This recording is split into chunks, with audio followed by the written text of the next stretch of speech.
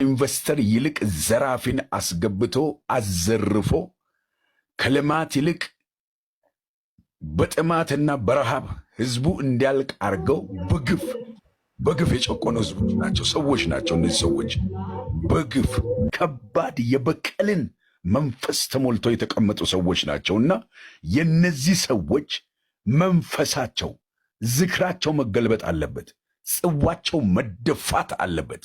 ንክስት የሚመጣው ይህንን የስተት አካሄድ ተበቅሎ ልማትን በልማት ማጣት በፍትህ እጦት የተሰቃየውን ህዝብ በልማት ፍትህን በማስፈን ስርዓት አልበኝነትን አስወግዶ ቅጥ የለሽ የመንግስት ስልጣን አጠቃቀምን ስርዓት በሌለው መንገድ አግባብ ባልሆነ መንገድ የመንግስትን ስልጣን የመጠቀም ሂደትን ተበቅሎ በስርዓት ህዝቡን የሚያስተናግድ ህዝቡን የሚሰማ ህዝቡን ደግሞ የበላይ የሚያደርግ ከእንደገና ደግሞ ከአባቱ ወይ ከሆነ አካል የወረሰው ወይ በሽልማት የተሰጠው ርስት አድርጎ ክልሉንና ህዝቡን በዛ ደረጃ ዲስሪስፔክት አድርጎ እንደፈለገ እንዳሻው ማስተዳደር የማያስብ ጥንቁቅ የሆነ በስርዓት የሚሰራ ከፌዴራል መንግስት የሚመደበውን በጀት በተገቢው ስፍራ ላይ የሚያውል ሰው ነው ምንፈልገው። አሁን ይሄ ነው የኛ አቋም፣ ይሄ ነው።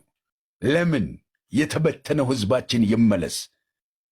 ልማት ናፍቆናል፣ መለወጥ ናፍቆናል፣ መኖር ናፍቆናል። በሀገራችን መሰደድ ደክሞናል። ህዝቤን ወክዬ ስናገር፣ ትውልዱን ወክዬ ስናገር እንደ ፐርሰን ድንገት እኔ እዚህ ልኖር እችላለሁ፣ አዲስ አበባ ወይ የሆነ ቦታ ልኖር እችላለሁ። ኖ እንደ ፐርሰን አይደለም፣ እንደ ህዝብ ነው የምናገረው። መለወጥ እጅግ ናፍቆናል፣ መመለስ ናፍቆናል። ትውልዱ በዓል ከቤተሰቡ ጋር ማሳለፍ እየፈለገ እንኳን መንገድ ላይ ስለሆነ ያለው መሄጃም የለውም፣ ምንም የለውም። በቃ አሁን ሰቆቃችንን በተደጋጋሚ ተናግረነዋል። ከዚህ በላይ አሁን መቆም አለበት። ኢንፋክት በአንድ ሌሊት ለውጥ ሊመጣ እንደማይችል እናውቃለን። ዋጋ የሚያስከፍልበት መንገድ ይኖራል፣ መንገዶች ይኖሩታል። ነገር ግን የነዚህ ሰዎች ቅሪት የነዚህ ሰዎች እንጥፍጣፊዎች ካሉ እሱ ሌላ ነገር ነው የሚሆነው።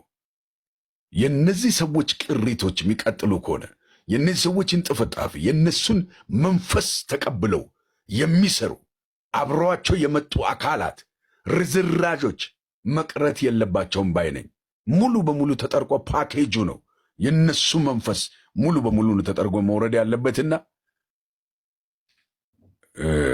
ሲዳማ መመለስ አለበት። ሚከብድ ስም ነው ያለን።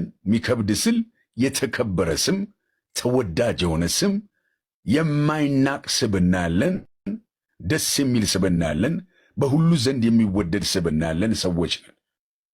ስለዚህ ማንነታችንን ያሳጡን፣ በቃ ክብራችንን ግፍፍ አርገውታል። ኩሩ ህዝቦች ነን። ነገር ግን ሽምቅቅቅቅ እያሉ በካሜራም ላይ በምንም ላይ ውትፍትፍትፍ እያሉ እንደ ክልል ፕሬዝዳንት ሳይሆን በነሱ ብቻ ምን እኔ አሁን እንደዚህ ነው ብዬ እንትን አለም ሞገስ አልባ አርገውናልና ስለዚህ እነዚህ ሰዎች መንፈሳቸውም ጥርጭም